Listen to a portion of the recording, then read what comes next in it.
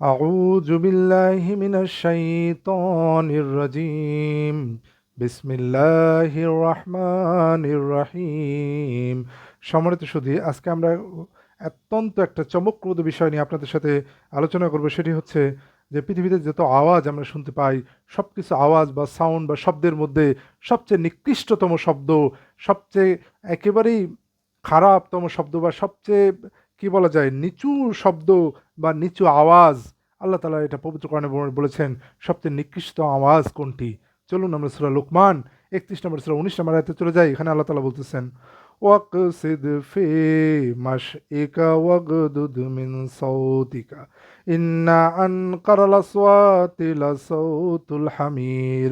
আর তোমার চলার ক্ষেত্রে মধ্যপন্থা অবলম্বন করো আর তোমার আওয়াজ নিচু করো, নিশ্চয়ই সবচাইতে নিকৃষ্ট আওয়াজ হলো গাধার আওয়াজ। সুতরাং আল্লাহ তাআলা এখানে বললেন ওয়াকসিদ ফি মাশিকা, তো মধ্যপন্থা অবলম্বন করো বা নিচু করো, তোমার চলার ক্ষেত্রে মধ্যপন্থা অবলম্বন করো। ওয়াকদুদ মিন সাউতিকা, নিচু করো তোমার কণ্ঠস্বর। তাহলে উদ্ধতভাবে চলা এবং চিৎকার করা এটা আল্লাহ তাআলা নিষেধ করেছেন, কণ্ঠস্বরকে নিচু করতে বলেছেন। ইন্না আনকারাল আসওয়াতি, নিশ্চয়ই অধিক শ্রুতিকটু স্বরসমূহের মধ্যে লা সাউতুল হামির, অবশ্যই হচ্ছে গাধার আওয়াজ। মানে সবচেয়ে নিকৃষ্টতম আওয়াজ হচ্ছে গাধার আওয়াজ। কে বলছেন? আল্লাহ বলছেন।